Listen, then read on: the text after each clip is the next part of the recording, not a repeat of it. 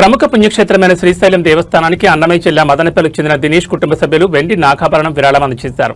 610 గ్రాముల 5 శిరస్సులు గల వెండి నాగాభరణాన్ని అమ్మవారి ఆలయ ఆశీర్వచన మండపంలో ప్రధాన అర్చకుడు విజయస్వామి, గంటి రాధాకృష్ణ, అమ్మవారి ఆలయ పర్యవేక్షకులు గంజి రవి, టెంపుల్ ఇన్స్పెక్టర్ మల్లికార్జున ప్రధాన అర్చకుడు సమక్షంలో విరాళంగా అందించారు. నాగాభరణాన్ని అందజేసిన దాతకు వేద ఆశీర్వచనంతో పాటు శ్రీ స్వామి అమ్మవారి శేషవస్త్రాలతో సత్కరించారు.